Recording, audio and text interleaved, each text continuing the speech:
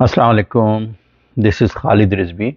मेरा आज टॉपिक जो है वो बच्चों की तालीम और तरबियत से मुतालिक है कि पेरेंट्स किस तरह से अपने बच्चों की तालीम और उनकी तरबियत करें।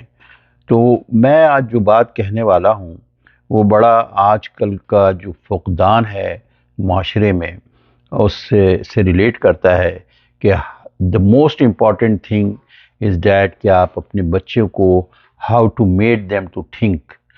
जिस तरह से आप देखें फिनलैंड के जो स्कूल हैं नंबर वन पे हैं दुनिया में इस वक्त, तो उसमें सबसे ज़्यादा जिस चीज़ पे वो अपने एजुकेशन सिस्टम में ज़ोर दे रहे होते हैं कि वो यही कि बच्चों को ज़्यादा से ज़्यादा वक्त सोचने पे लगाएं, तो so that they can be creative also.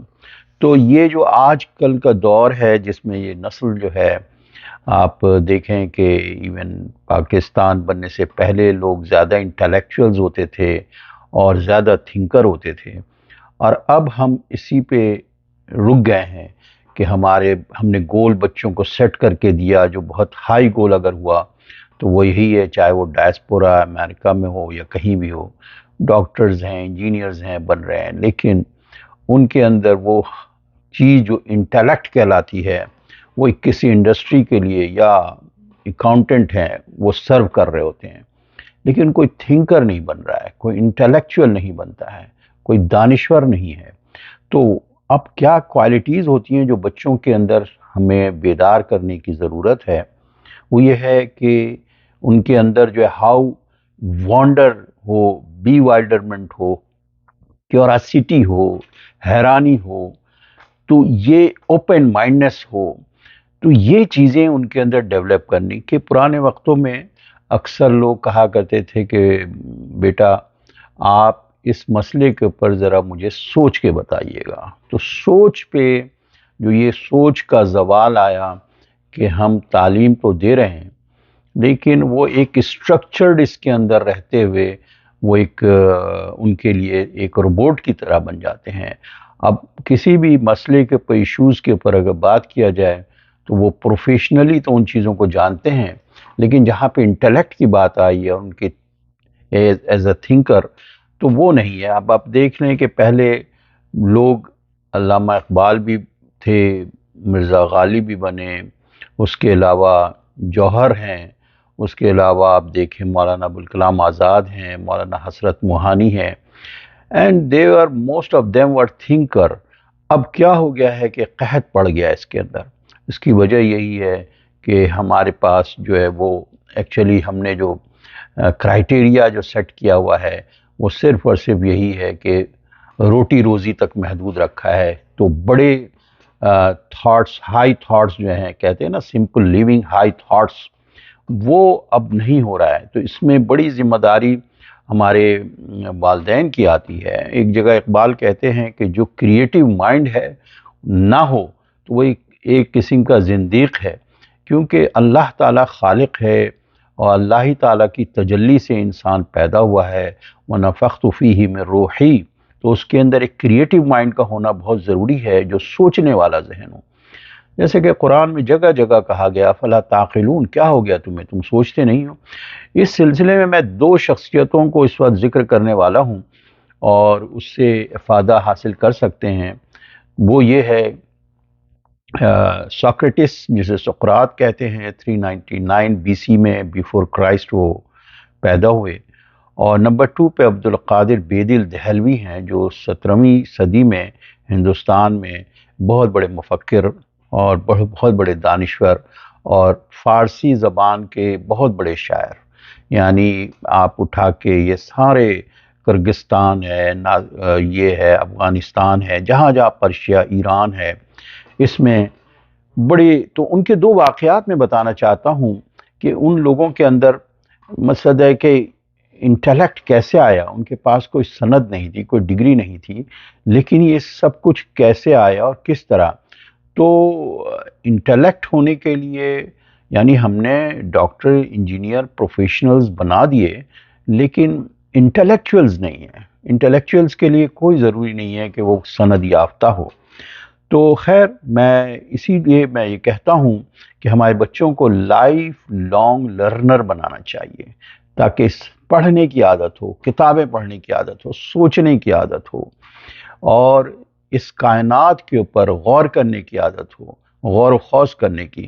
اب میں چلتا ہوں سب سے پہلے ساکریٹس کے اوپر، کہ سقراط جو ہیں 399 بی سی میں ان کو زہر دیا گیا تھا، اور اس کی وجہ یہی تھی کہ انہوں نے یہ دیوتاؤں کو ماننے سے انکار کر دیا تھا، اور ان پہ الزام لگا تھا کہ وہ یوتھ کو بگاڑ رہے ہیں۔ تو خیر، لیکن انہوں نے کہا کہ لاسٹ ورڈ یہی تھے کہ تم اپنے ڈسپلز کو یہی کہتے ہیں کہ تم کیوں رو رہے ہو، ہم تو ایک بیٹر ورلڈ کی طرف جا رہے ہیں، اور انہوں نے جلا وطنی کو قبول نہیں کیا۔ تو یہ کیریکٹرز تھے، اور سقراط جگہ جگہ جایا کرتے تھے، اور ایک ایک لفظ عام آدمی سے ان کی ریٹن میں تو کوئی چیز نہیں، وہ پلیٹو ہی نے اس کو ریٹن میں لے کے آئے ہیں۔ تو آپ یہ دیکھیں کہ جگہ جگہ وہ کسی دکان پہ جاتے تھے، کسی شاپ کیپر کے پاس جاتے تھے، اور وہ الفاظ کا معنی ہر ایک سے پوچھتے تھے، کیونکہ سارا سحر، سارا جادو ان الفاظ کے اندر ہے۔ لینگویج کس طرح، شجاعت کیا ہوتی ہے، بزدلی کیا ہوتی ہے، کنجوسی کیا ہوتی ہے، اس الفاظ کے اندر سب کچھ چھپا ہے۔ آج آپ دیکھیے کہ آپ سیاسی بنیادوں پہ دنیا میں بھی ایک لفظ کو تبدیل کر کے سارے مائنڈ میپنگ ہوتی ہے۔ اسی سے آپ کسی کو، جس کو چاہیں آپ دہشت گرد کہہ دیں، جس کو چاہیں، تو اس کے پیچھے پوری شخصیت بن جاتی ہے، تاکہ ہر فرد جو ہے اپنی استعداد اور قابلیت کے حساب سے سوچتا ہے اور فکر کرتا ہے، اور کائنات اور اپنی ذات کے اوپر سب سے اہم چیز ہے جو قرآن میں بھی کہا گیا، انفس آفاق، اپنے نفس کو، اپنے اوپر اگر ہم سوچتے ہیں کہ اللہ تعالیٰ نے ہمیں کس طرح پیدا کیا، اور ہماری ابتدا کیسے ہوئی، اور انتہا کیا ہوگی، اور اسی طرح کائنات کے اوپر یونیورس کیسے بنی، اس کے پیچھے ڈیزائنر کون ہے، تو ان چیزوں میں جب غور خوض انسان اپنے بنیاد پہ کرتا ہے، تو تو وہ ایک طریقے کے کائنات کی کوئی بھی چیز اس کے تخیل سے باہر نہیں ہو سکتی، اور وہ ایک قسم کا سقراط ہی بن جاتا ہے۔ اسی موقع پہ میں یہ بتانا چاہتا ہوں کہ ایک شعر ہے اسد اللہ خان غالب کا، کہتے ہیں غالب کہ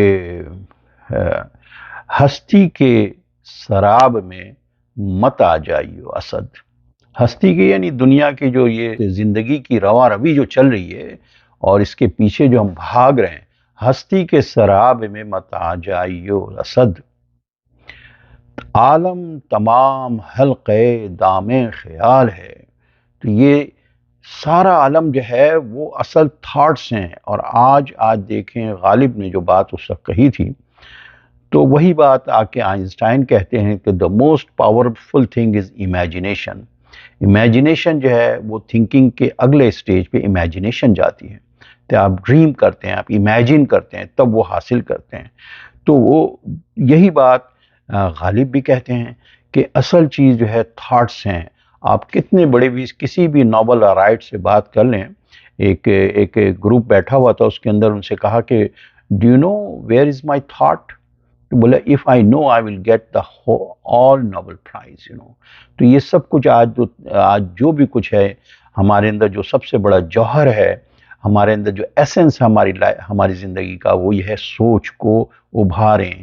ہم بچوں میں ایک کریٹیو بچہ بنائیں، ہمارے بچے ایک کریٹیو مائنڈ رکھیں، اور اسے بجائے اس کے کہ ہماری جو اس وقت معاشرہ ہے وہ ایک جانور حیوان کہ انسان کے اندر سے عقل اگر نکال دی جائے تو اس کا حیوانی وجود بس رہ جاتا ہے۔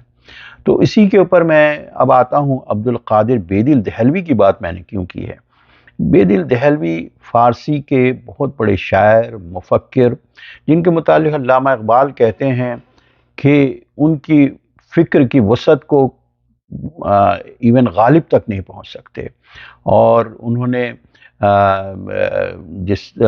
دو تین نام جو انہوں نے اب تک ہیگل کے لیا ہے، اور شنکراچاریہ کا لیا ہے، اور اس کے بیدل کا ہے، اگر جو اس کا عادی ہو گیا تو اس کی لت اس کو ہو جاتی ہے۔ تو ان کی بڑائی بیان کرتے ہوئے، تو انہوں نے بھی کافی ان کے جو خیالات ہیں اس کی خوشچینی جو ہے وہ سبھی نے کی ہے، جس میں کہ خود اسد اللہ خان غالب کہتے ہیں کہ طرز بے دل میں ریختہ کہنا، طرز بے دل میں ریختہ کہنا اسد اللہ خان قیامت ہے. تو وہ بھی اس کے اتنے زیادہ. اب سوال، اب میں تھوڑا سا آپ کو ایک دو شعر پڑھ دیتا ہوں. ایک تو جو بڑا کامن شعر ہے، غالب کا بڑا زبردست ہے، جو انہوں نے انسانی فطرت کی غمازی اس کے اندر کی ہے کہ ہزاروں خواہشیں ایسی کہ ہر خواہش پہ دم نکلے، بہت نکلے میرے ارماں لیکن پھر بھی کم نکلے. یہ تو غالب کا جو شعر ہے، یہ انسانی فطرت کی غمازی کرتا ہے کہ انسان کے خواہشات، انسان کے ڈیزائر وہ کبھی کم نہیں ہوتے ہیں.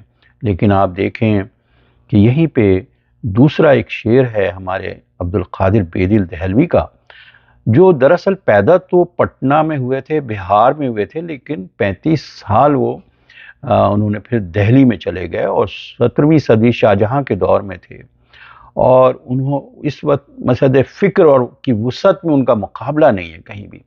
تو وہ کیا کہتے ہیں کہ مسائل تو ہیں سارے، خواہشیں بھی ہیں، ڈیزائر بھی ہیں، لیکن اس کا حل کیا ہے؟ اس کا حل وہ اپنے شعر میں بیدل دہلوی بتاتے ہیں: ترک آرزو کردم رنج ہستی آسان شد.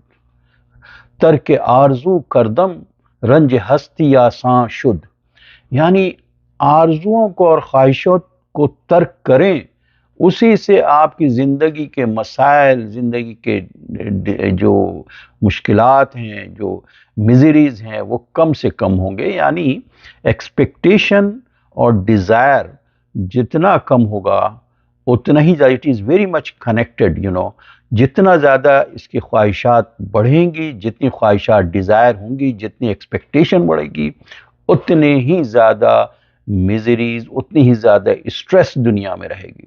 تو اس کی آزادی کا یہی طریقہ ہے کہ ہم ترک آرزو کردم، کہ آرزوؤں کو اور خواہشات کو اپنے کنٹرول میں کریں گے تو رنج ہستی آپ کی کم سے کم ہو جائے گی، آسان ہو جائے گی. تو اسی کے ساتھ میں اپنی بات آج ختم کرتا ہوں کہ ہمیں چاہیے کہ ہم اپنے بچوں کو زیادہ سے زیادہ سوچنے اور اس کائنات کے اوپر، اپنی تخلیق کے اوپر کہ why the universe is created, ان سب چیزوں پہ ہم لے کے آئیں. ورنہ یہ بچے بھی آج روبوٹ بن چکے ہیں اور ہمارے ہاں انٹلیکچوئلز کا ایک قحط پڑ گیا ہے، دانشوروں کا. ہمارے پاس انڈسٹری کے لیے، ہر انڈسٹری میں، ہر پروفیشن میں کام کرنے والے لوگ ہیں صرف، اس کے علاوہ لیکن کوئی کتاب لکھنے والا نہیں ہے کوئی. تو اسی کے ساتھ میں اپنی بات ختم کرتا ہوں. امید ہے آپ کو پسند آیا ہو. میرا چینل سبسکرائب کرنا بھولے نہیں. شکریہ بہت بہت.